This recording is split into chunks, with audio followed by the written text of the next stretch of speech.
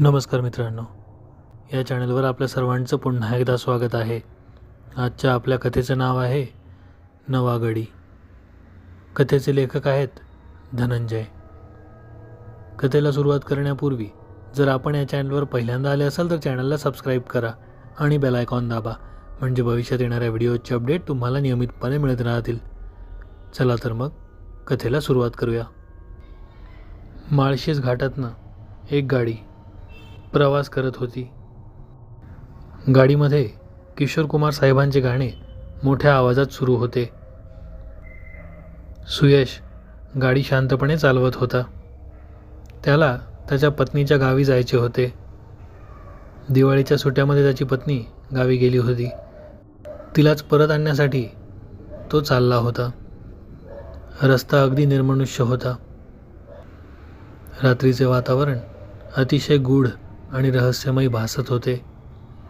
सुयशला रात्रीची ड्राईव्ह खूप जास्त आवडत असे, त्यामुळे तो रात्रीच प्रवास करायचं पसंत करत असे. त्याच्या पत्नीला मात्र त्याची ही सवय अजिबात आवडत नव्हती. त्यामुळे ती नेहमी सांगायची की काहीही कर बाबा, पण रात्रीचं येत जाऊ नकोस. त्यातल्या त्यात वाटेत तो माळशेज घाट लागतो. लोक काही काही बोलतात त्या घाटाबद्दल. त्यावर सुयश म्हणायचा, अगं तू काय घाबरतेस? कितीही मोठं भूत आलं ना तरी तुझ्या ह्या भूतापेक्षा मोठं कोणीच नाही. तिचं बोलणं तो नेहमीच हसण्यावारी न्यायचा.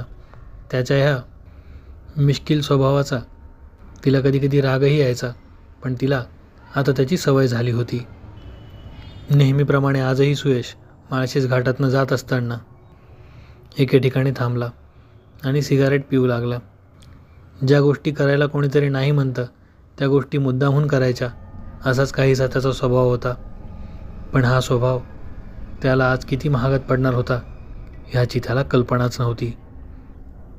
त्यानं तेथे उभं राहून गाणे गुणगुणत आपली सिगरेट संपवली आणि तो पुन्हा प्रवासाला लागला. घाट अजून बराच बाकी होता. तो पुढे जात असताना त्याला असं दिसलं, रस्त्याच्या कोपऱ्यात एक वृद्ध मनुष्य चालत जात आहे.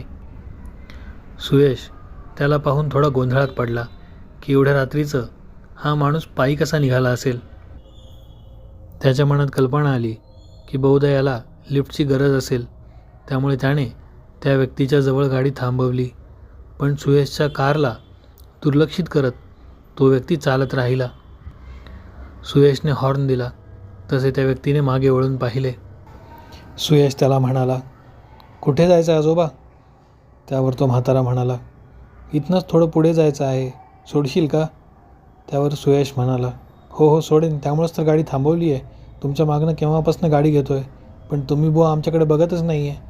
त्यावर तो म्हातारा म्हणाला, अरे रात्रीचं मला दिसायलाही कमी आहे आणि ऐकूही कमी येतं, त्यामुळे मला गाडीचा आवाजही आला नाही आणि लाईट्सही दिसले नाही. त्यावर सुयश म्हणाला, ठीक आहे चालेल, बसा गाडीत. सुयशला बहुधा अंदाज आला होता की या माणसाला हळू आवाजात बोलल्या गोष्टी ऐकू येत नसतील, त्यामुळे तो त्या माणसाशी ओरडूनच बोलत होता.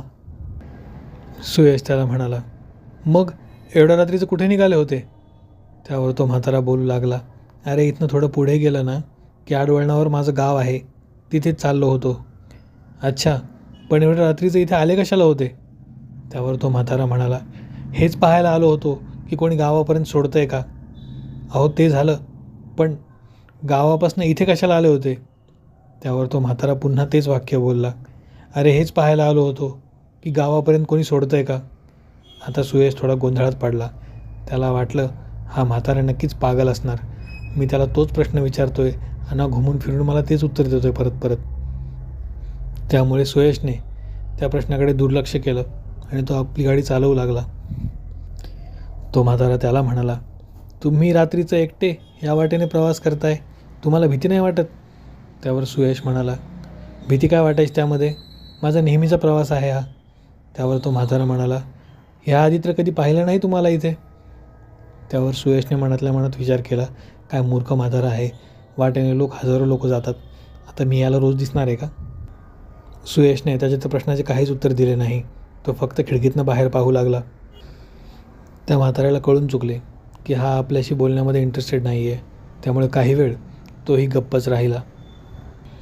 थोड्या वेळानंतर तो म्हातारा स्वतःहूनच सुयशला म्हणाला, तू मला विचारलं होतंस ना की मी इथे का फिरतोय रात्रीचं आणि कुठे चाललो होतो. खरं तर त्याचं उत्तर ऐकण्याची सुयशची अजिबात इच्छा नव्हती. तरीही जीवावर आल्यासारखं तो त्या व्यक्तीला म्हणाला, सांगा. त्यावर तो म्हातारा म्हणाला, मी नवा गडी शोधतोय. काय शोधतोय?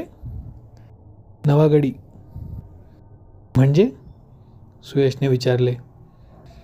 त्यावर तो म्हातारा व्यक्ती म्हणाला, समजेल तुला लवकरच. काही वेळ गाडी पुढे जात राहिली.